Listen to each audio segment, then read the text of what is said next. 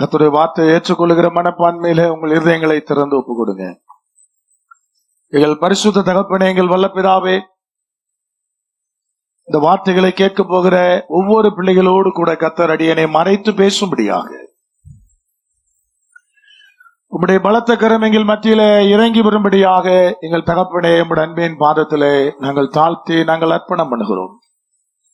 எங்கள் தேவனாகிய கர்த்தருடைய மகிமைய, எங்கள் தேவனாகிய கர்த்தருடைய பலனை பிள்ளைகள் ருசிக்கும்படியாக, இந்த வார்த்தைகளுடைய ஆசீர்வாதங்கள் பிள்ளைகளை பூரணப்படுத்தும்படியாக நான் அர்ப்பணம் பண்ணி ஜெபிக்கிறேன். இயேசு கிறிஸ்துவின் அதிகாரம் உள்ள நாமத்தில் ஜெபிக்கிறோம், ஜீவனுள்ள பரிசுத்த பரம தகப்பனே. சங்கீதம் 102 அதிகாரத்தினுடைய 13 வசனம். நெடும் காலத்தினுடைய காத்திருப்புக்கு பிற்பாடு, அநேக மணித்துளிகள் செபித்த பிற்பாடு தேவனாய் கர்த்தர் இந்த வார்த்தையை இன்றைய நாளுடைய ஆராதனைக்காய் கொடுத்தார். இன்றைய நாளுக்கென்று கொடுக்கப்பட்டிருக்கிறதான விசேஷமான வார்த்தை சங்கீதம் 102:13. தேவரீர் எழுந்தருளி சீயோனுக்கு இறங்குவீர், அதற்கு தயை செய்கிற காலமும் அதற்காக குறித்த நேரமும் வந்தது. தேவனாகிய கர்த்தர் இறங்குகிற தயை செய்கிற காலம் நேரம் வந்தது என்று பக்தன் சொல்லுகிற ஒரு அருமையானதொரு வார்த்தை. அல்ல, அந்த முதல் வரியை நீங்க பாத்தீங்கன்னா நன்றாய் தெரியும். தேவரீர் எழுந்தருளி சீயோனுக்கு இறங்குவீர். விசுவாசத்தோடு சொல்லப்படுகிற ஒரு வார்த்தை, விசுவாசத்தோடு சொல்லப்படுகிற வார்த்தை. எப்படிப்பட்ட நிலையிலிருந்து அந்த சங்கீதத்தை எழுதிய ஆசிரியர் அதை எழுதி இருக்கிறார் அப்படின்னு பாத்தீங்கன்னா, அந்த அதிகாரத்தினுடைய தலைப்பை வாசித்தீங்கன்னா உங்களுக்கு நன்றாய் தெரியும். துயரப்படுகிறவன் துக்கத்தில் மூழ்கி கர்த்தரிடத்தில் தன் வியாகுலத்தை தெரிவித்து செய்யும் விண்ணப்பம். துயரப்படுகிறவன் அந்த துக்கத்திலேயே மூழ்கி தேவனை நோக்கி அவன் செய்கிறதான வியாகுலத்தின் நடுவில் அமர்ந்து செய்கிறதான ஒரு விண்ணப்பமாக அந்த பகுதி என்பது சொல்லுகிற தன்னுடைய வியாகுலத்தை ஆண்டவருக்கு தெரிவிக்கிறதான ஒரு விண்ணப்பம். வியாகுல் என்ற வார்த்தை ஒரு சில இடங்கள்ல பைபிள்ல பயன்படுத்தப்பட்டிருக்கும். அதுல ஒரு இடம் உங்களுக்கு நன்றாக ஞாபகம் இருக்குன்னு நான் நினைக்கிறேன். வியாகுலன்றது எங்க? இயேசு கிறிஸ்து கெத்செமனே தோட்டத்துல வியாகுலப்பட தொடங்கினார் என்று அந்த பகுதி என்பது சொல்லும். வேர்வை நாளங்கள் வெளியாய் ரத்தம் வெளியேறத்தக்கதாக ஒரு ஜெபம். எல்லாம் நலமா இருக்கும் போது நம்முடைய ஜெபம் எப்படி இருக்கும்னு கேட்டீங்கன்னா அது மேலோட்டமா இருக்கும். துக்கத்துல மூழ்கி துயரத்துல மூழ்கி அந்த வியாகுலப்படும் போது அந்த ஜெபம் என்பது எப்படி இருக்குன்னா மிக ஆழமானதா இருக்கும். அந்த வியாகுலம்ன்ற வார்த்தை, இயேசு கிறிஸ்து, ஐயா என்னால முடியாது, நான் எப்படி நீர் என் மீது வைத்திருக்கிற சித்தத்தை நான் நிறைவேற்ற போகிறேனோ எனக்கு தெரியாது, என்னால முடியுமான்னு தெரியல, நாளைக்கு நான் எப்படி அதை நிறைவேற்ற போகிறேனோ அந்த சிலுவை பாடுகளை என்று முந்தின நாள் இரவில அவர் வேதனைப்பட்டார், வியாகுலப்பட்டார். அப்படிதான் ஒருவேளை இந்த விண்ணப்பத்தை செய்கிற தாசன் இருந்திருப்பார் நினைக்கிறேன். என்ன செய்ய போறோமோ தெரியல. பாசிட்டிவா பாக்குறதுக்கு ஒரு வழி இல்லை. துயரப்படுகிறவன் அந்த துக்கத்திலேயே மூழ்கி போனான். இஸ்ரவேல் ஜனங்கள் அப்படிதான் இருந்தாங்க, பெருமூச்சு விட்டுக்கிட்டு இருந்தாங்க. அவங்களுக்கு அழுவதற்கு கூட கண்ணீர் என்ன செய்யல, வரல. 430 வருஷம் நீங்க நெடுங்காலம் துயரத்தில் இருந்தீங்கன்னா உங்களுக்கு கண்ணீர்லாம் வராது. பொசுக்கு பொசுக்குன்னு கண்ணீர் வருதுன்னா என்ன அர்த்தம்னா இது சும்மா லைட் எமோஷனல் அர்த்தம். பார்த்தோன்னா குபீர்னு கண்ணீர் வந்துச்சுங்களா, நீங்க புரிஞ்சுக்கலாம் இது ஒரு எமோஷனல். உண்மையாகவே துக்கத்தின் ஆழத்துல துயரத்துல மூழ்கி கிடக்கிறவனு கண்ணீர் என்ன செய்யாது, வரவே வராது. அவன் கண்ணீர் விட்டு விட்டு விட்டு அது ஏற்கனவே வத்தியே போயிருக்கும்.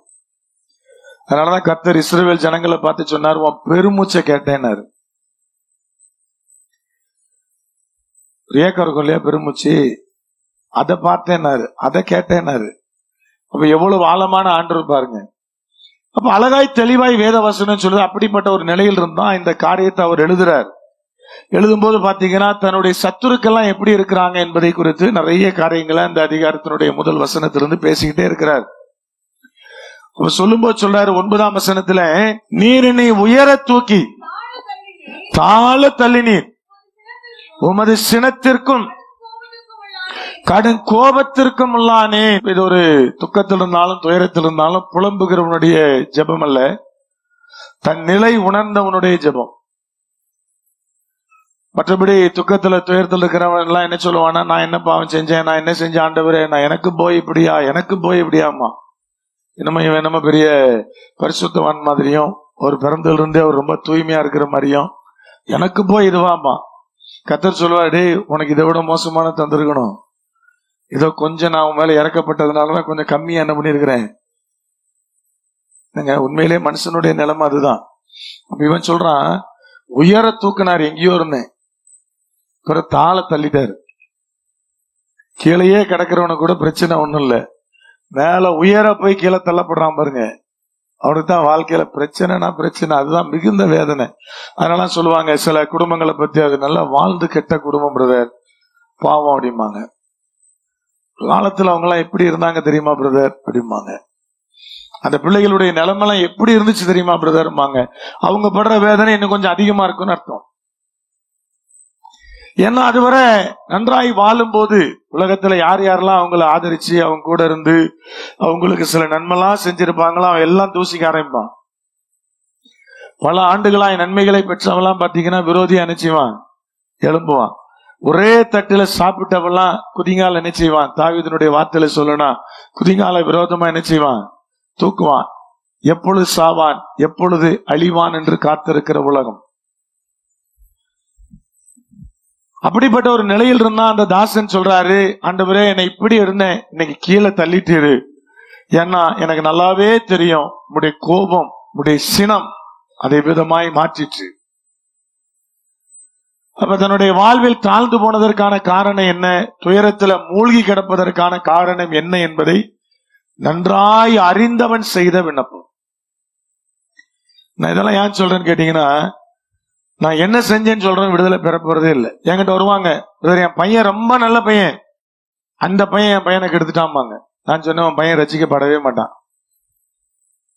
ஏன் பிரதர் கேட்பாங்க, நீ முதல்ல மனம் திரும்ப பையன் ரசிக்க விட மாட்டான். நீ ஏன் மனம் திரும்பணும், முதல்ல உன் பையன் யார் என்பதை நீ கத்துட்டு ஒத்துக்கிடணும். நீ எந்த பையனை என் பையனை கெடுத்துட்டான்னு சொல்றியோ அந்த பையன் வீட்டுல போய் கேட்டா அந்த பையன் பெற்றோர் என்ன சொல்லுவாங்க, உன் பையன் தான் கெடுத்தான்னு சொல்ல போறாங்க. அப்ப இவங்க ரெண்டு பேரும் யாரு, இவங்க ரெண்டு பேரும் ஒரே குட்டையில ஊர்ன மட்டை. ஒரு கிளாஸ்ல 4 கேரக்டர் பிள்ளை இருக்கும், ஒன்னு படிக்கிற பிள்ளை இருக்கும், ஒன்னு மக்கு பிள்ளை இருக்கும், இன்னொன்னு ரொம்ப சேட்டை பிள்ளை இருக்கும், ஒன்னு ஊம குசுமுன்னு இருக்கும். எல்லாம் செஞ்சுட்டு செய்யாத மாதிரி என்ன பண்ணிக்கிடும், நம்ம இதே உட்காந்து இருக்கோம். என் பையன் பாத்தீங்கன்னா நீங்க அவனை சிரிக்க சொல்லிட்டீங்கன்னா சிரிச்சுக்கிட்டே இருப்பான், எந்த டீச்சர்ட்டாலும் மாட்டிக்கிடுவான். என்ன பாத்தீங்கன்னா எல்லாரும் சிரிக்க வச்சுட்டு சைலண்டா அப்படி உட்காந்து இருப்பேன். நான் படிக்கிற காலத்துல நான் யார்ட்டையும் மாட்ட மாட்டேன். இது எதுக்கு எடுத்தாலும் கேட்கன்னு பல்ல காட்டி என்ன பண்ணிடும், எல்லாத்தையும் மாட்டிக்கிடும். நல்லா கவனிங்க, ஒவ்வொரு கேரக்டருக்கும் ஒவ்வொன்றும். இவனுக்கு எல்லாம் ஒண்ணு சேர்றானுங்களே, என்ன அர்த்தம்னா நம்ம பையனும் அந்த பிள்ளையினுடைய கேரக்டர் என்னவா இருக்குன்னு அர்த்தம், ஒன்னா இருக்குன்னு அர்த்தம். படிக்கிறதெல்லாம் ஒன்னா இருக்கும், மக்கள்லாம் ஒன்னா இருக்கும், சேட்டை கோஷ்டி எல்லாம் ஒன்னா இருக்கும். நம்ம பிள்ளையினுடைய கேரக்டர் அது என்பதை ஒத்துக்கொள்ளணும். எப்பவுமே ஒத்துக்கொள்றவனுக்கு தான் விடுதலை.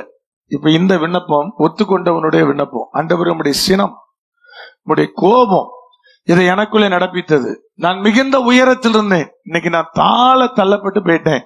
இப்படி தள்ளப்பட்டு போனதுனால எப்படி இருக்கிறாராம் பாருங்க, நிறைய சொல்றார். 3ஆம் வசனத்திலிருந்து, என் நாட்கள் புகையை போல ஒளிந்தது, என் எலும்புகள் அது அப்படி எரியுது, என் இருதயம் உலர்ந்து போனது, என் போஜனத்தை புசிக்க மறந்தேன், என் பெருமூச்சின் சத்தத்தினால் என் எலும்புகள் என் மாம்சத்தோடு ஒட்டி கொள்ளுகிறது. சொல்ற லைனா சொல்ற, பெருமூச்சின் சத்தம் என் எலும்புகள் என் மாம்சத்தோடு என்ன செய்தது, ஒட்டி கொண்டது. வனாந்தர நாரை கொப்பானேன், பாலான இடங்களில் தங்கும் ஆந்தையை போலானேன். நான் நித்திரை இல்லாமல் வீட்டின் மேல் தனித்திருக்கும் குருவியை போல் இருக்கிறேன். நாடோறும் என் சத்துருக்கள் என்னை நிந்திக்கிறார்கள், என் மேல் மூர்க்க வெறி கொண்டவர்கள் எனக்கு விரோதமாய் சாபம் விடுகிறார்கள்.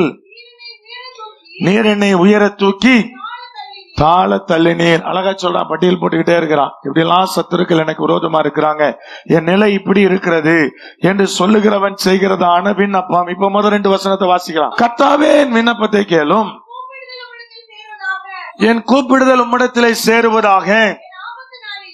என் ஆபத்து நாளிலே உமது முகத்தை எனக்கு மறையாதேயும், உமது செவியை என்னிடத்திலே சாயும். நான் கூப்பிடுகிற நாளிலே எனக்கு தீவிரமாய் உத்தரவு அருளி செய்யும் என்கிற ஜெபம். அந்த ஜெபத்தினுடைய தொடர்ச்சி ஒரு விசுவாசமான அறிக்கையை செய்ய வைக்கிறது. அது என்ன அறிக்கை அப்படி கேட்டீங்கன்னா, தேவரீர் எழுந்தருளி சீயோனுக்கு இறங்குவீர். நிச்சயமா என்ன செய்வீர்? எங்களுக்கு என்ன பண்ணுவீர்? இறங்குவீர். நீர் எழுந்தருளுவீர், நீர் எங்களுக்காக இறங்குவீர். அதுக்கு முந்தின வசனம் பாருங்க, 12ஆம் வசனம். கர்த்தராகிய நீரும் என்றென்றைக்கும் இருக்கிறீர், உம்முடைய பேர் பிரஸ்தாபம் தலைமுறை தலைமுறையாக நிற்கும். அது சொல்ற, என் நாட்கள் நிழல் போன்றது, என் நாட்கள் புகை போன்றது, அது வாடி போகக்கூடியது. அதுல சொல்றாரு 11ஆம் வசனத்துல, புள்ளை போல நான் உலர்ந்து போகிறேன், ஆனா நீர் அப்படி இல்லை, என்றென்றைக்கும் இருக்கிறீர், தலைமுறை தலைமுறையாக நீர் இருக்கிறீர். இதெல்லாம் ஆண்டவராய் கர்த்தர் நம்மிடத்துல கற்றுக் கொடுக்கிறதான காரியமா இருக்கிறது. அப்ப ஆண்டவராய் கர்த்தர் அழகா தெளிவா நம்மோடு கூட பேசுகிறதான அந்த வார்த்தை என்னன்னு கேட்டீங்கன்னா, ஒரு பெரிய விசுவாசம் வருது.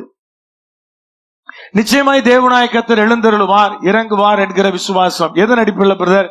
தன்னுடைய கோரமான தேவனுடைய கோபத்தினால் அமர்ந்திருந்தாலும், தண்டனைக்குள் இருந்தாலும், சோகத்திலே மூழ்கி கொண்டிருந்தாலும், அந்த துயரத்தை விட்டு வெளிவர முடியாதபடி துக்கத்தில மூழ்கி கொண்டிருந்தாலும், ஒரு நம்பிக்கையோடு சொல்லுகிறான், ஐயா நாட்கள் வந்திருக்கிறது, தயை செய்யும் காலம், அதற்காக குறித்த நேரம் வந்துருச்சு என்பதை விசுவாசத்தோடு அவர் அறிக்கை செய்கிறார். அந்த விசுவாசத்தினுடைய பலன் என்ன?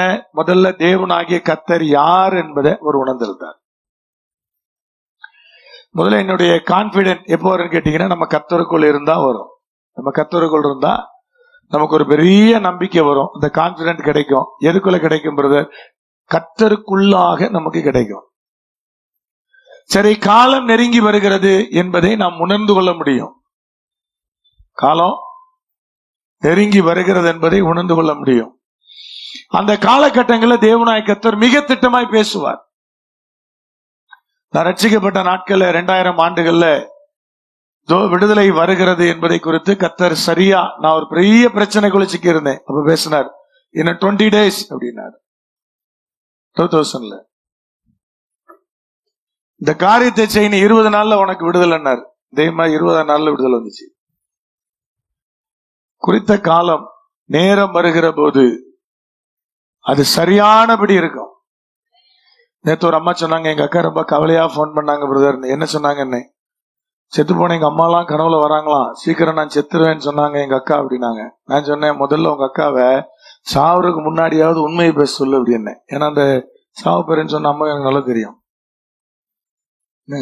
சாவுறதுக்கு முன்னாடியாவது என்ன பேச சொல்லு, கொஞ்சம் உண்மையை பேச சொல்லு அப்படின்னு. என்ன பிரதர் இப்படி சொல்லிட்டு?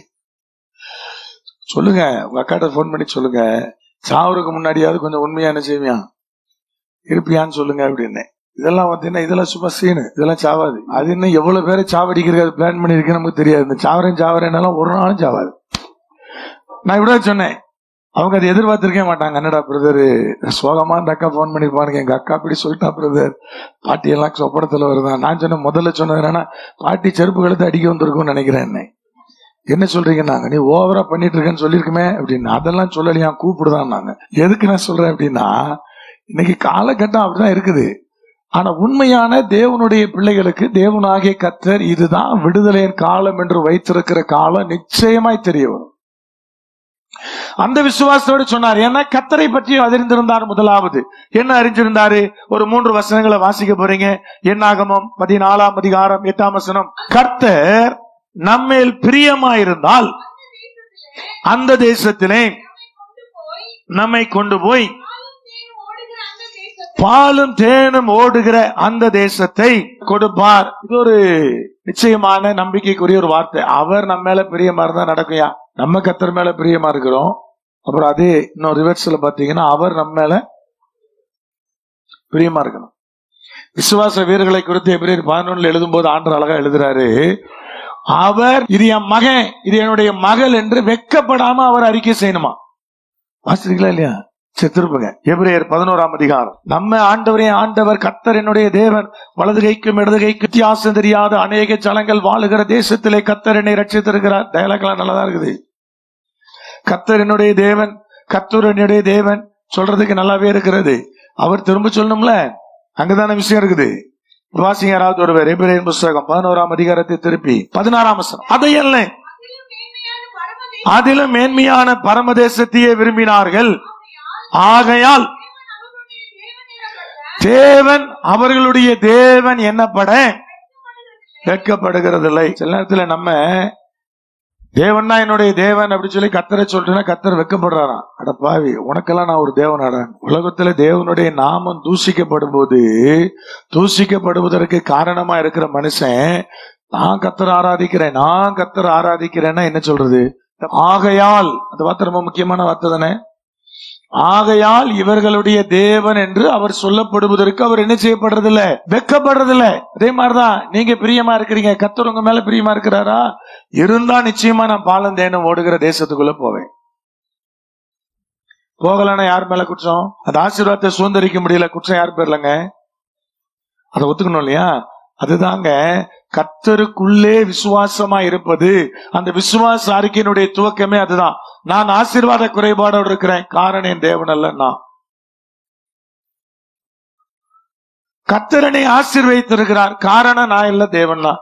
இதுதாங்க கர்த்தர் மேல வச்சிருக்கிற விசுவாசம். அழகா சொன்னா, அவரும் மேல பிரியமா இருந்தா நம்ம எங்க போவோம்? பாலும் தேனும் ஓடுகிறேன் அந்த தேசத்தை நாம் என்ன செய்வோம்? சுதந்திரிப்போம் என்று சொல்லுகிற வார்த்தை அங்கு எழுதப்பட்டிருக்கிறது. 2வது வசனத்தை வாசிங்க. சங்கீதம் 3:5-6. நான் படுத்து நித்திரை செய்தேன், விழித்துக் கொண்டேன், கர்த்தர் என்னை தாங்குகிறார், எனக்கு விரோதமாய் சுற்றிலும் படையெடுத்து வருகிறேன், 16,000 பேருக்கும் நான் பயப்படேன். 16,000 பேர் சுத்திலும் வந்தாலும் நான் நடுவுல தைரியமா இருப்பேன். எப்படி சொல்ல முடியும்? ஒரு மனுஷன் 16,000 பேரை எப்படி சந்திப்பான்? எப்படி அந்த பலன் வரும்? எப்படி சொல்ல முடியும்?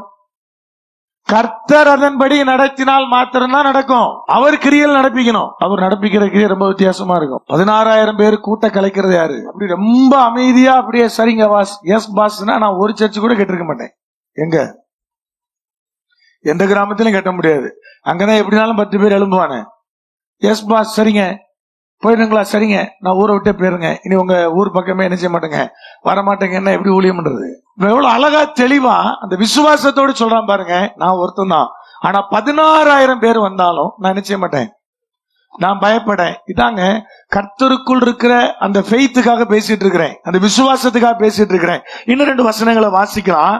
ஒவ்வொரு தாசர்களும் சொன்னதான வார்த்தை. சங்கீதம் 20:7. சிலர் ரதங்களை குறித்தும் சிலர் குதிரைகளை குறித்தும் மேன்மை பாராட்டுகிறார்கள், நாங்களோ எங்கள் தேவனாகிய கர்த்தருடைய நாமத்தை குறித்து மேன்மை பாராட்டுவோம். இதாங்க தேவன் விரும்புவது. தாவீது சிறுவனாக அந்த பயிற்சி போர்க்களத்துல பயிற்சி இல்லாதவனாக, உடைமாட்ட முடியாதவனா நிற்கும் போது சொன்னா, நான் சேனைகளின் தேவனாகிய கர்த்தரை நம்பி நான் வரேன்னா. வெறும் கவன், வெறும் சாதாரணமான கூழாங்கற்கள் ஏத்துமா நிக்கிறவனோ 7 அடி உயரத்தில் இருக்கிறதான கொடிய பெலிஸ்தனா நின்றுட்டு இருக்கிறான். எப்படி கோலியாத்தை வீழ்த்துவது? சொன்ன வார்த்தை என்ன? இவனுக்கு டிரெஸ் மாட்ட முடியாது. அப்படிப்பட்டவன் சொன்னா, நான் சேனைகளின் தேவனாகிய கர்த்தரை நோக்கி வாரேன், அவரை நெஞ்சிச்சவனை நான் விட மாட்டேன். கோலியாத்து மேல தாவீதுக்கு என்ன கோபங்க? ஏதாவது பர்சனலா ஏதாவது கேள்வி புரியுதா? கோலியாத்து தாவீது கதை உங்க எல்லாருக்கும் தெரியும். சாரி, கதையெல்லாம் சம்பவம். பைபிள்ல கதையே கிடையாது, எல்லாமே என்னது? எல்லாமே சம்பவம். நல்லா புரிஞ்சு கொள்ளுங்க. கதைன்னா இட்டு கட்டி பேசுவதுக்கு பேர் தான் கதை. அப்ப தாவீது கோலியாத் சம்பவம் எல்லாருக்கும் தெரியும். சரி, தாவீதுக்கும் கோலியாத்துக்கு ஏதாவது பர்சனல் வெஞ்சன்ஸ் ஏதாவது இருந்துச்சா?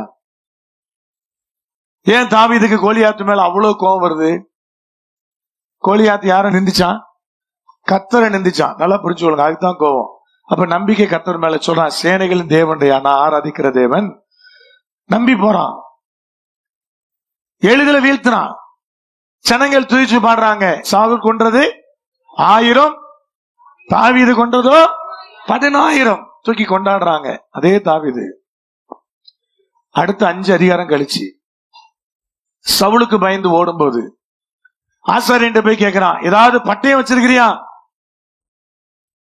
அப்ப கோலியாத் பயன்படுத்திய பட்டயம் இருக்கிறதுன்னு சொல்லி சீலையை சுத்தி அங்க உள்ளே வைத்திருந்த பட்டயத்தை எடுத்து வந்து கொடுக்கிறான். அத கையில தாவீது வாங்கிட்டு, இதற்கு நிகரானது இல்லன்னா. எந்த தாவீது பிரதர்? 5 அதிகாரத்துக்கு முன்னாடி வெறும் கவனையும் வெறும் கூழாங்கலையும் நம்பி எதிரியை வீழ்த்த புறப்பட்டு போன தாவீது 5 அதிகாரம் கழிச்சு கொஞ்சம் ஆயுதெல்லாம் பிடிச்சு பழகின பிறகு என்ன சொல்றான்? கோலியாத்து பட்டயத்துக்கு நிகரானது ஒண்ணும் இல்லையா. நான் அப்படியே கற்பனை பண்ணி பார்த்தேன். ஏன் கற்பனையில் என்னன்னா, எடுத்து அப்படியே அந்த ஆயுதத்தை தடவி கொடுத்துருப்பான்னு நினைக்கிறேன்ல. இப்படி பிடிச்சு பார்த்திருப்பான், இப்படி திருப்பி பார்த்திருப்பான். இதற்கு நிகரானது. விளைவு என்னாச்சு பிரதர்? சிக்கலாக பட்டணத்துல எல்லாத்தையும் தொலைச்சு நிர்கதியா நின்றுட்டு இருந்தான். அப்ப ரதத்தை குறிச்சு சிலர் மேன்மை பாராட்டுகிறான், குதிரை குறிச்சு மேன்மை பாராட்டுறான். எனக்கு இவ்வளவு இருக்கிறது, எனக்கு இவ்வளவு இருக்கிறது. ஆனா நான் மேன்மை பாராட்டுவது யாரை குறிச்சு? கர்த்தரை குறிச்சு, கர்த்தரை குறிச்சு, கர்த்தரை குறித்து மாத்திரம், தேவனாகிய கர்த்தரை குறித்து மாத்திரம் நான் என்ன செய்யப்படணும்? மேன்மை பாராட்டணும். அவர்தான் சூழ்நிலைகளை வாய்க்க செய்வார். 1000 பேர் நமக்கு தெரியலாம், ஆனா சரியானபடி கோர்வையாக்கி நடத்துறது யாருதான்? கர்த்தர் தான். அப்ப நான் எதை குறிச்சு மேன்மை பாராட்டணும் பிரதர்? கர்த்தரை குறிச்சு, கர்த்தரை குறிச்சு. அப்ப நம்பிக்கை எவ்வளவு, அந்த விசுவாசம் அவர்களுக்கு தேவனுக்குள்ள இருந்துச்சு பாருங்க. அதை நம்பினவெல்லாம் செத்து போனாயா? பட்டயத்தை நம்பின கோலியாத்து செத்து போனான், அவன் கூட இருந்த ஆட்கள் எல்லாம் செத்து போனாங்க. ஆனா சேனைகளின் கர்த்தரை நம்பின தாவீதோ என்ன பண்ணான்? ஜெயம் பெற்றான். விசுவாசம் யாருக்குள்ள இருக்கு பிரதர்? கர்த்தருக்குள்ளே இருக்கத்தக்கதான ஒரு விசுவாசம். சங்கீதம் 27:3, எனக்கு விரோதமாக பாளையம் இறங்கினாலும் என் இருதயம் பயப்படாது, என் மேல் யுத்தம் எழும்பினாலும் இதிலே நான் நம்பிக்கையா இருப்பேன். கர்த்தரிடத்தில் ஒன்றை நான் கேட்டேன், அதையே நாடுவேன். நான் கர்த்தருடைய மகிமையை பார்க்கும்படியாகவும் அவருடைய ஆலயத்தில் ஆராய்ச்சி செய்யும்படியாகவும் நான் என் ஜீவனுள்ள நாளெல்லாம் கர்த்தருடைய ஆலயத்தில் தங்கி இருப்பதையே நாடுவேன். விரோதமா எவ்வளவு வேணா பணம் இறங்கட்டும், என் இருதயம் பயப்படாது. எவ்வளவு யுத்தம் எழுப்பினாலும் நான் நம்பிக்கையா இருப்பேன். அவனுடைய விருப்பம் கர்த்தரோடு இருந்தா போதும். எவ்வளவு பாளையம் வேணா இறங்கட்டும். அதனால சொன்ன, உம்மாலே நான் ஒரு சேனைக்குள் பாய்வேன், என்ன தாண்டுவேன்? மதில நான் தாண்டுவேன். உம்மாலே, உம்மாலே கர்த்தராகிய தேவனாலே மாத்திரமே ஒரு மனுஷனால செய்ய முடியும், வேற யாராலும் செய்ய முடியாது. சரி, இதுதான் அவனுக்குள் இருந்ததான விசுவாசம். 2வது பாருங்க, இந்த நம்பிக்கை வருவதற்கான 2வது காரணம் என்ன? சங்கீதம் 102:14, உம்முடைய ஊழியக்காரர் அதன் கல்லுகள் மேல் வாஞ்சை வைத்து அதன் மண்ணுக்கு பரிதபிக்கிறார்கள். ஊழியக்காரருடைய ஜெபம் அங்கே சொல்லப்படுகிறது. அப்ப நம்பிக்கை வருது. என்ன நம்பிக்கை வருதுன்னா, நீ நிச்சயமா இறங்குவீர், குறித்த காலம் வந்துருச்சு, நேரம் வந்துருச்சு, விடுதலை கிடைப்பதற்கான காலம் வந்து விட்டது. காரணம், எத்தனையோ ஊழியர்கள் இதற்காக நினைச்சிருக்கிறாங்க, சோமனிக்கிட்டே இருக்கிறாங்க, பரிதபிக்கிறாங்க. இந்த கல்லுகளுக்காக, இந்த மண்ணுக்காக நினைச்சாங்க, பரிதபிக்கிறாங்க. எவ்வளவு உயரம் இருந்தது, எவ்வளவு உயரம் தேவனாகிய கர்த்தராலே உயர்த்தி வைக்கப்பட்டிருக்கிறது. இன்னைக்கு அது விழுந்து போயிடுச்சே. தேவனுடைய கோபத்தின் நிமித்தமாக சத்துருவசமாய் ஒப்படைக்கப்பட்டு விட்டதே. யார் அங்கலாய்க்கிறான்?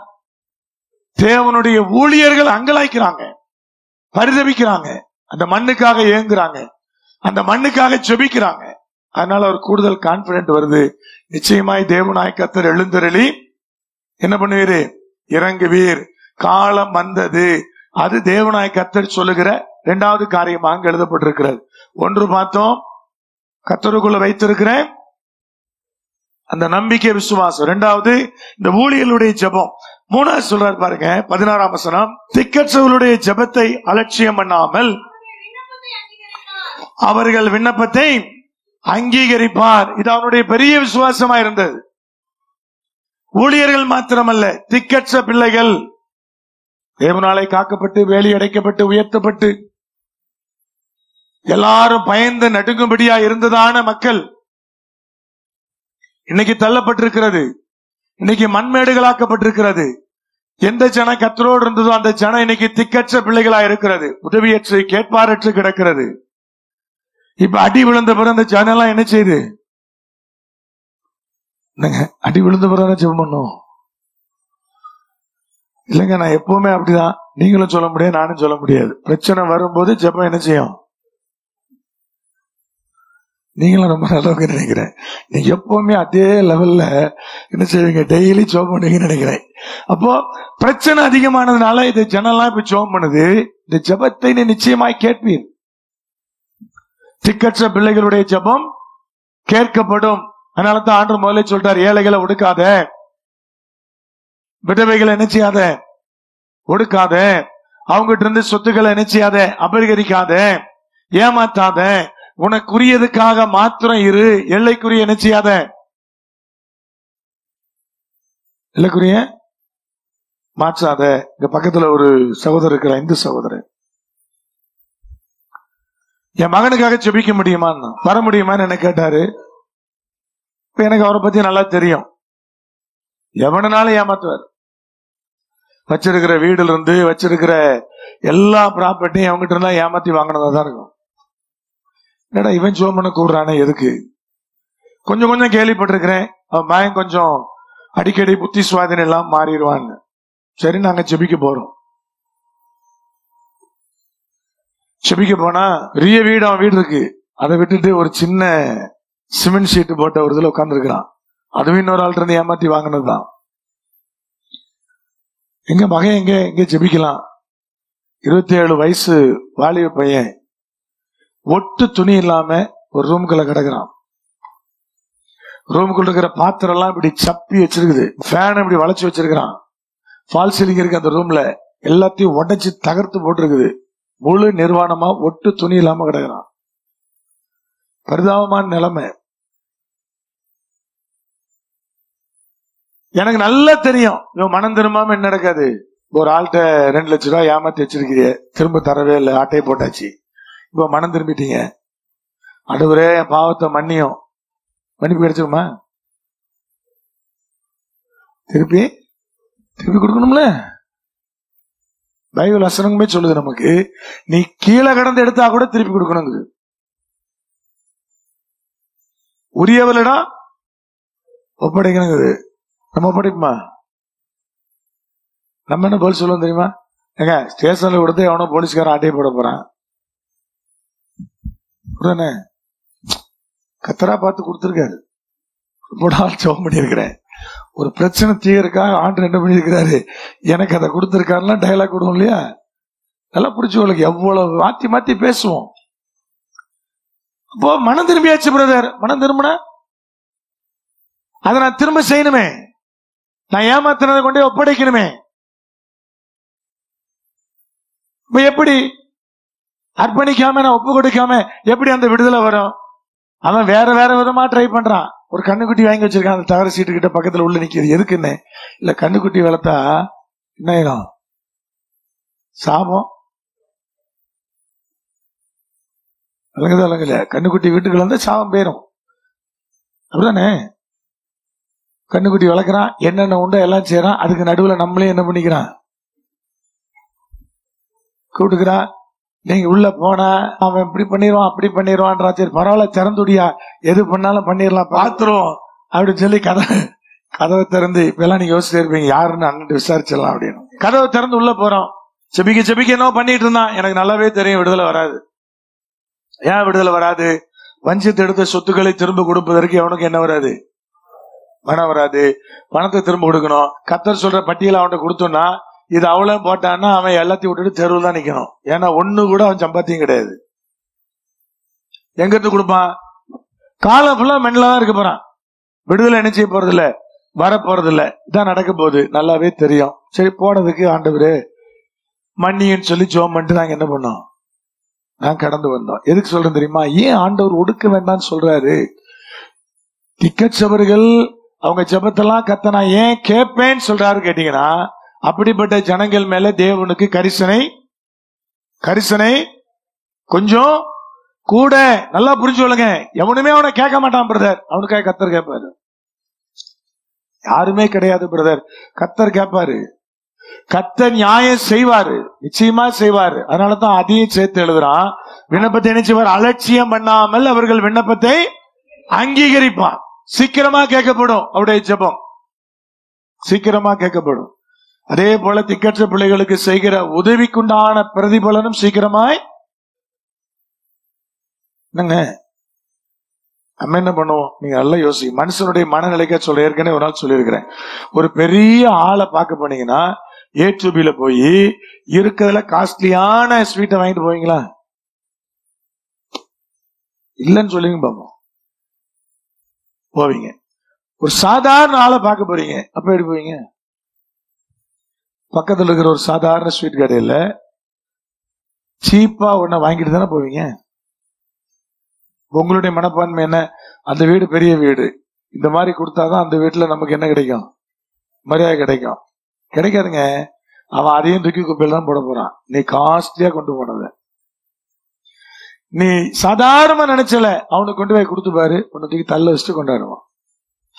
கல்யாணத்துல பெரிய வீட்டு கல்யாணம், அதனால பெரிய கிஃப்டா வாங்கிட்டு போனேன். ரைட்டு, இது சின்ன வீட்டு கல்யாணம், சின்ன கிஃப்டா வாங்கிட்டு போனேன். அதே கிஃப்டையும் கொடுத்து பாரு, பலன் அதிகமா கிடைக்கும். அங்க பிரதர் அது 10ஓட 11 போகுது. யாருங்க அதை பார்த்துட்டு இருக்க போறா? அது யாரு பார்க்க போறா? அதனால இப்ப நிறைய கல்யாண வீட்டுல கூட மொய் கவர் இருக்குதான் உள்ள ரூபாலியா. என்னங்க கல்யாண வீட்டார் சொல்றாங்க, கவர்லாம் இருக்குதுங்க, உள்ள ரூபா தாங்க இருக்க மாட்டேது. வீடியோவுக்கு போஸ்ட் கொடுக்குறது, கவரை கொடுத்துறான், உள்ள என்ன வைக்க மாட்டான், ரூபாய் வைக்க மாட்டான். அவன் நினைக்கிறான் கூட்டம் கூட்டமா வருது, நம்ம தேவையா பார்க்க போறான் அப்படின்னு. அவனுக்கு தெரியாது, அவன் ஏற்கனவே எழுதி வச்சு அல்பபெட்டிக்கல் ஆர்டர்ல எழுதி வச்சு டேலி பண்றான்னு தெரியாது இல்லையா? என்னங்க உங்க வீட்டுல மெயின் நோட் இருக்கா? எங்க வீட்டுல கிடையாது. இன்னொருத்தன் பெத்த பிள்ளை கூட எழுதுவான், பால் டப்பா 150 ரூபா. பிள்ளை சண்டை போடும் போது டைரி தூக்கிட்டு வருவான். எப்போ நீ சின்ன வயசா இருக்கும்போது ஒரு வயசுல உனக்கு இவ்வளவு கொடுத்தேன். உங்க வீட்டுல இருந்துச்சுன்னா நீங்க மனம் திரும்புங்க. உங்க வீட்டுல அப்படிதான் நோட்டு வச்சது, நீங்களா முதல்ல போய் கிழிச்சு போட்டு ஆண்டவரே மன்னியும்பான்னு சொல்லுங்க. பால் டப்பா கணக்குல இருந்து எல்லாம் இருக்கும். பேரனுக்கு 3036 ரூபாய்க்கு சைக்கிள் வாங்கி கொடுத்தேன் கணக்கு இருக்கும். அப்ப இவன் வெளியே கொடுத்தேன்னு வச்சுக்கான். இதெல்லாம் கத்தர் விரும்புறதே கிடையாது. இதுக்கு கணக்கு பால் டப்பால இருந்து எல்லா கணக்கும் இருக்கும். எவ்வளவு பால் டப்பா? உண்மைங்க, நான் சொல்றது உண்மைங்க. ஒரு அண்ணன் தம்பிக்கு சண்டை, தம்பிக்காரன் அக்காவுக்கு எழுதுறான் கணக்கு. அக்காவுக்கு ரெட்ட பிள்ளை கஷ்டப்பட்ட ஃபேமிலி. ஒரு பிள்ளைக்குள்ளான பால் டப்பா நான் வாங்கி கொடுத்துறேன் சொல்லிட்டான். யாருக்கு? ரெட்ட பிள்ளை பிறந்துருச்சியா, உன்னை வளர்க்க ரொம்ப கஷ்டமா இருக்கியா? அக்கா சொல்லிச்சு, தம்பி சொன்னா ஒரு பிள்ளைக்குள்ள பால் டப்பால ஏன் கணக்கு? சரி எல்லாம் கொடுத்தான். பிறகு ஒரு ஸ்டேஜில் அக்காவுக்கும் தம்பிக்கு சண்டை வந்துச்சு, தூக்கிட்டோம் நான் நோட்டை. இவ்வளவு பால் டப்பா கொடுத்துருக்கேன். லாக்டோடைனா என்ன பிள்ளையதுன்னு ஒரு மனித, அதுக்கு முன்னாடி இன்னொருமை. அந்த நோட்டை பார்த்து சொல்றேன். லாக்டோஜனுக்கு முன்னாடி இன்னொன்னு ஒன்று இல்லையா? பழைய ஆட்கள் தெரியாதா? ஒரு பால் டப்பான்னு பேர் சொல்லுவாங்களே, போட்டு கணக்கு இருக்கு. இத்தனை டப்பா பால் டப்பா உன் பிள்ளைக்கு என்ன பண்ணிருக்கிறேன், நான் வாங்கி கொடுத்துருக்கிறேன். அக்கா காரி அதிர்ச்சி ஆயிட்டா. அதான் இதுவாறு எழுதி வச்சிருக்கான் பாரியான். இப்படி எழுதுறான் பாத்தீங்களா? தேவனாய கத்தர் என்ன சொல்ல, திக்கற்ற பிள்ளைக்கெல்லாம் கணக்கு பார்க்காத. நம்ம என்ன செய்யறோம்? ரோட்ல போறோம், ஒருத்தன் கஷ்டப்படுறான்னு தெரியுது, கொடுக்கிறோம், கணக்கு பாக்குறோமா? கணக்கு பார்க்கலன்னா தேவனாய கத்தருடைய ஆசீர்வாதம் உடனே வரும். அவன் அழுதாலும் உடனே எஃபெக்ட், அவன் நல்லா சந்தோஷப்பட்டாலும் அதுக்குண்டான எஃபெக்ட் உண்டு. அதனாலதான் கத்தர் சொன்னாரு, எனக்குரியது எனக்கு கொடுத்துரு, ராயனுக்குரியது ராயனுக்கு கொடுத்துரு, ஏழை எளிய ஜெயங்களுக்கு முடிந்த காரியங்களை செய் என்று தேவனாய கத்தர் சொன்னார். நல்லா புரிஞ்சு சொல்லுங்க. இப்ப அதையும் சேர்த்தான் சொல்றான். திக்கற்ற பிள்ளைகளுடைய ஜெபத்தை தேவனாய கத்தர் அங்கீகரிக்கிறார். ஊழியக்காரருடைய ஜெபம், திக்கற்ற பிள்ளைகளுடைய ஜெபம், தேவன் மேல வைத்திருந்த என்னது நம்பிக்கை, விசுவாசம். இதை சொல்லிட்டு சொன்னாரு, தேவனாய் கர்த்தர் நிச்சயமாய் எழுந்தருளுவார். சகரியா 1:16-17. ஆகையால் மன உருக்கத்தோட எருசலேமினிடத்தில் திரும்பினேன் என்று கர்த்தர் சொல்லுகிறான். என் ஆலயம் அதிலே கட்டப்படும், எருசலேமின் மேல் அளவு நூல் பிடிக்கப்படும் என்று சேனைகளின் கர்த்தர் சொல்லுகிறார் என்று கூறு என்றார். இன்னும் என் பட்டணங்கள் நன்மையினால் பரம்பி இருக்கும். இன்னும் கர்த்தர் சீயோனை தேற்றரவு பண்ணுவார். இன்னும் எருசலேமை தெரிந்து கொள்ளுவார் என்று சேனைகளின் கர்த்தர் சொல்லுகிறார் என்று பின்னும் கூறு என்றார். நல்ல கவனி, எத்தனை முறை இன்னும் இன்னும் இன்னும் இன்னும் கர்த்தர் சொல்றாரு பாருங்க. சீயோனை, எருசலேமே, நான் இன்னும் நினைவு கூறுவேன், இன்னும் நான் என்ன செய்வேன், அதுக்காக இறங்குவேன், இன்னும் இன்னும் இன்னும். அதாங்க உங்களுக்கு எனக்கு கர்த்தர் வச்சிருக்கிறது. எத்தனை முறை தத்தளிக்க பண்ணினாலும், எத்தனை முறை கோபத்துல கீழே விழுந்தாலும், அந்த தேவனுடைய கோபாக்கனினால சோகத்துல வாழ்ந்தாலும், துயரத்துல வாழ்ந்தாலும், துன்பத்துல வாழ்ந்தாலும், தேவன் பின்னும் சொல்லு, நான் இன்னும் இறங்குவேன், இன்னும் நான் கடந்து வருவேன். எருசலேம் மேல் நான் எப்படி இருப்பேன், மன உருக்கத்தோடு எருசலேம் இடத்தில் திரும்பினேன் என்று சொல்லு. என் ஆலயம் அதிலே கட்டப்படும். இதெல்லாம் தான் நம்பினாங்க. அன்னைக்கு அவர் நம்பிக்கையோட சொன்னாரு. சகரியா தீர்க்க தரிசனம் எழுதுறாரு. நிச்சயமா எருசலேம் பட்டணம் என்ன செய்யப்படும், கட்டப்படும். நான் எழுந்தருளுவேன். எப்படி பிரதர்? இன்னும் கிருபையாக, இன்னும் நான் தேற்றரவு பண்ணும்படியாக, இன்னும் நான் என்ன செய்யும்படியாக, எருசலேமை தெரிந்து கொள்ளும்படியாக. ஒரு ஜாதி மக்களை தேவன் செய்த தண்டனைக்காக அழிச்சே போடுறாரு. ஆனா உங்களை என்னை அழிப்பதில்லை, மட்டாய் தண்டிக்கிறார். எதற்காக? எரேமியா 46 கடைசி 2 வசனங்கள். அப்பொழுது யாக்கோபு திரும்பி வந்து அமைதியோடும் சாங்கோபாங்கத்தோடும் இருப்பான், அவனை தத்தளிக்க பண்ணுவார் இல்லை. என் தாசனாகி யாக்கோபே, நீ பயப்படாதே என்று கர்த்தர் சொல்லுகிறார். நான் உன்னுடனே இருக்கிறேன். நீ துரத்திவிட்ட எல்லா ஜாதிகளையும் நான் நிர்மூலமாக்குவேன். உன்னையோ நான் நிர்மூலமாக்காமல் உன்னை மட்டாய் தண்டிப்பேன். ஆனாலும் உன்னை நான் குற்றமில்லாமல் நீங்களாக விடுவதில்லை. நீங்களாகிற வரைக்கும் உதப்பேன், ஆனா கொல்ல மாட்டேன். நீ மாறியத்தான் ஆகணும், வேற வழியே கிடையாது. அதுவரை நான் உன்னை என்ன செய்வேன், நான் மட்டாய் தண்டிப்பேன். அத சொன்ன எருசலேமுக்கு தேவனாய் கர்த்தர் எப்பொழுதும் இறங்குகிறவர். தேவனுடைய பார்வையில் நீங்களும் நானும் வேற. உலகத்தில் அவரை ஏற்றுக்கொள்ளாத ஜனம் வேற. அவனுக்கு ஒரு விதமான நியாய தீர்ப்பு, உங்களுக்கு ஒரு விதமான நியாய தீர்ப்பு. உலகத்துல வாழுகிறவர இறுதி நாள் நியாய தீர்ப்பு என்னது? எல்லாருக்கும் ஒண்ணுதான். அது வெட்டு 1 துண்டு 2. அங்க கிருபெல்லாம் கிடையாது. சட்டம்னா சட்டம், அங்க கிருப வேலை செய்யாது. அப்ப கர்த்தர் அழகா சொல்ற, கற்றுக் கொடுக்கிறான். என் ஜனத்திற்கு நான் மறுபடியும் மறுபடியும் இறங்குவேன். அப்ப தேவன் எழுந்தருளுவார். எப்படி பிரதர்? நம்மீது இரக்கம் கொண்டு இன்னும் இன்னும் இன்னும் ஒரு முறை பின்னும் சொல்லு, பின்னும் சொல்லு, நான் இறங்குவேன் சொல்லு. அதே சகரியா 2ஆம் அதிகாரம் 10-11. சீயோன் குமாரத்தியை கெம்பீரித்து பாடு, இதோ நான் வந்து உன் நடுவில் வாசம் பண்ணுவேன் என்று கர்த்தர் சொல்லுகிறார். அந்நாளிலே அநேகம் ஜாதிகள் கர்த்தரை சேர்ந்து என் ஜனமாவார்கள். நான் உன் நடுவில் வாசம் பண்ணுவேன். அப்பொழுது சேனைகளின் கர்த்தர் என்னை உன்னிடத்திலே அனுப்பினார் என்று அறிவாய். ஏசாயா 54:8 வசனம். அற்ப காலம் மூண்ட கோபத்தினால் என் முகத்தை இமைப்பொழுது உமக்கு மறைத்தேன். ஆனாலும் நித்திய கிருபையுடன் உனக்கு இறங்குவேன் என்று கர்த்தராகிய உன் மீட்பர் சொல்லுகிறார். 10ஆம் வசனம். மலைகள் விலகினாலும் பர்வதங்கள் நிலை பெயர்ந்தாலும் என் கிருபை உன்னை விட்டு விலகாமலும் என் சமாதானத்தின் உடன்படிக்கை நிலை பெயராமலும் இருக்கும் என்று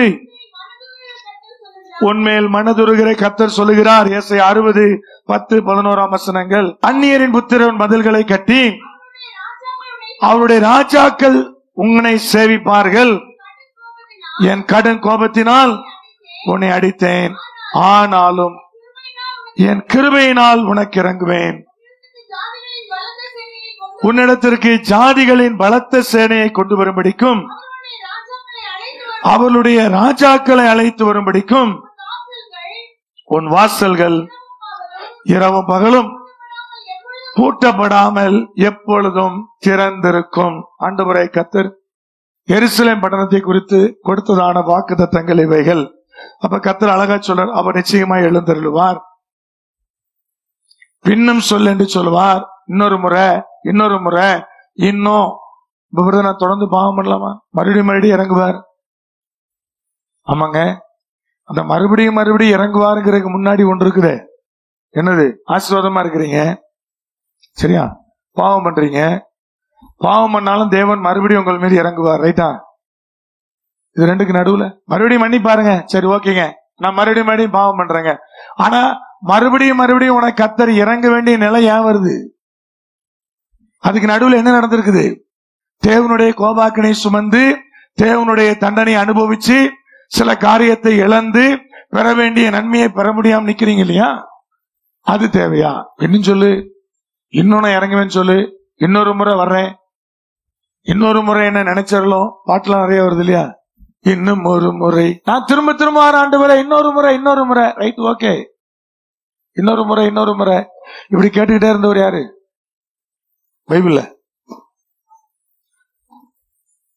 இன்னும் ஒரு விசை அப்படிங்கிற வார்த்தை அதிகமா கேட்டவர் யாரு?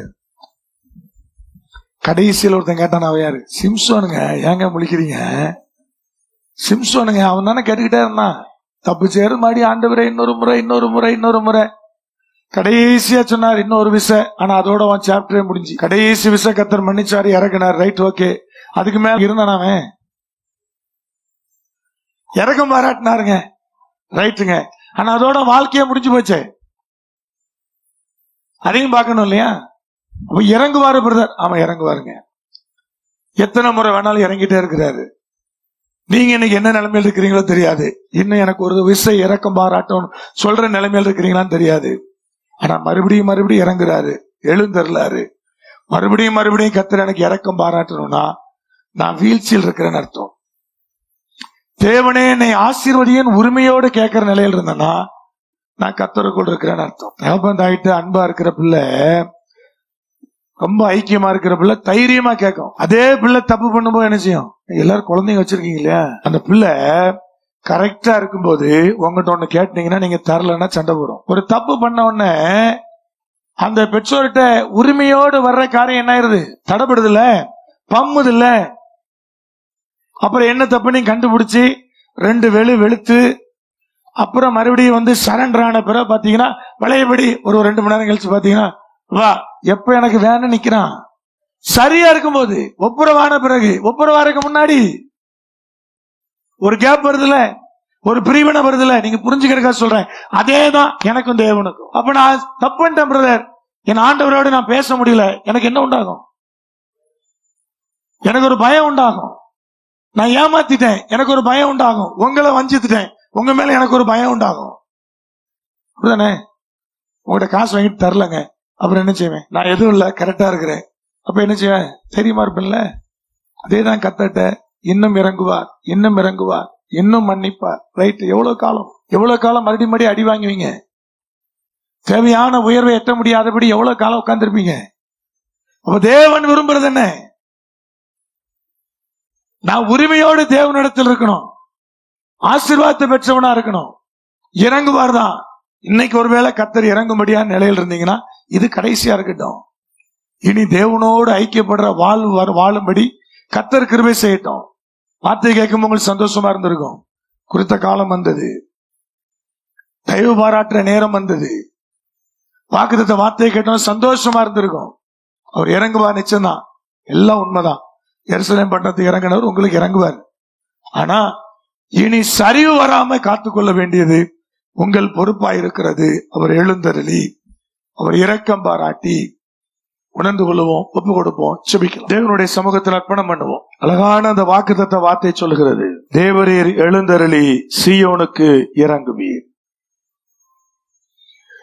அதற்கு தயை செய்யும் காலமும் அதற்காக குறித்த நேரமும் வந்தது. காரணம், ஊழியக்காரர்கள் அந்த மண்ணுக்காக பரிதபித்துக் கொண்டிருக்கிறார். திக்கற்ற பிள்ளைகளுடைய ஜெபம் அது கேட்கப்பட்டு கொண்டிருக்கிறது.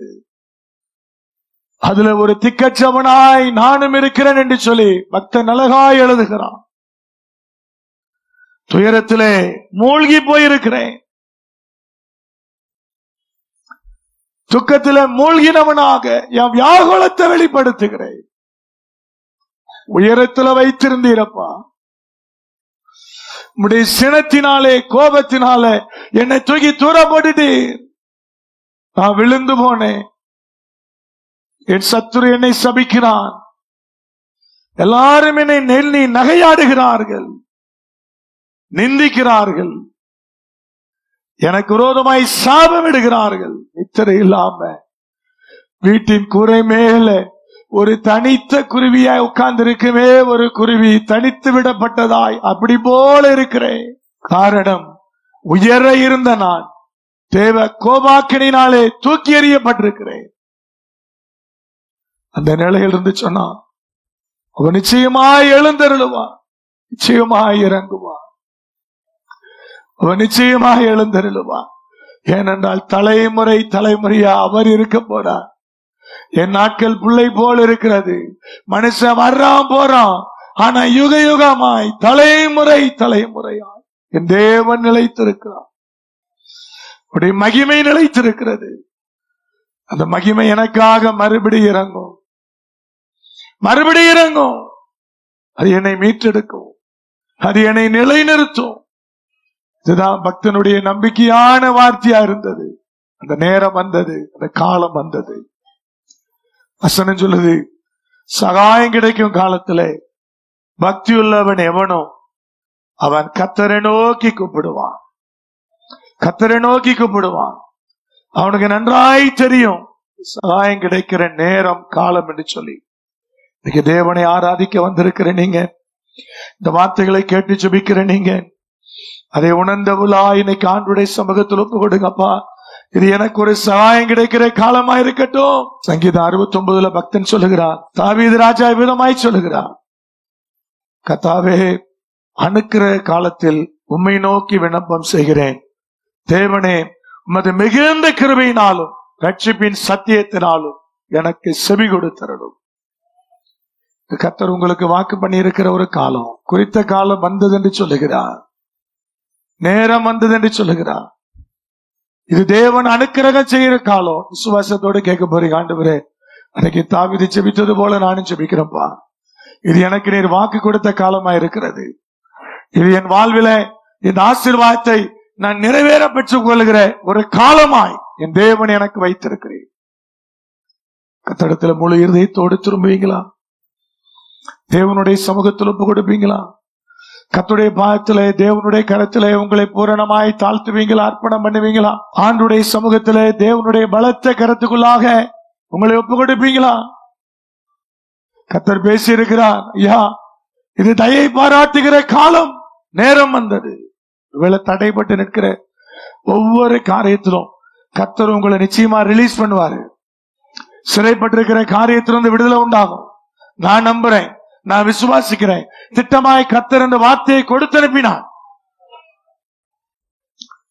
எப்பொழுதெல்லாம் தேவனுடைய வார்த்தை வருகிறதோ அப்பொழுதெல்லாம் நான் ஜெபிக்கிற ஜெபம் இதுதான், ஆண்டவரே இந்த வார்த்தை யாருக்குள்ள நிறைவேறணுமோ அவங்கள மாத்திரம் நீங்க கூட்டிட்டு வாங்க. எல்லாரும் வரட்டும் நான் ஜெபிக்கிறது இல்லை. எப்பொழுதெல்லாம் கர்த்தர் திட்டமாய் இந்த வார்த்தை என்று சொல்லுகிறாரோ அப்பொழுதெல்லாம் நான் ஜெபிக்கிற ஜெபம், ஆண்டவரே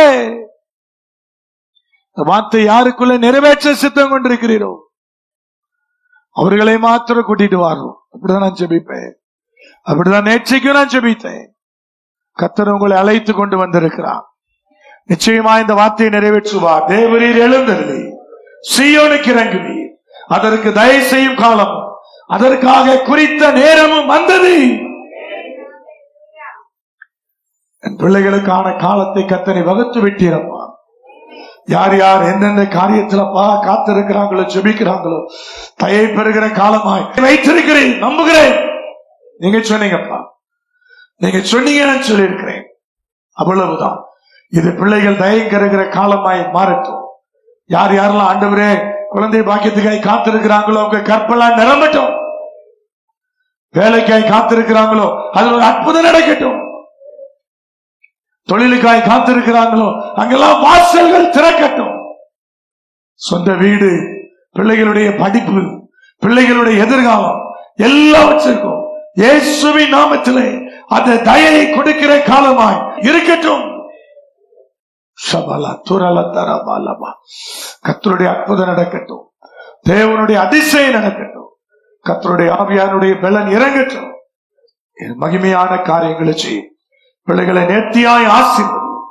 இயேசுவின் நாமத்தில் ஜெபிக்கிறோம் ஜீவனுள்ள தகப்பனே.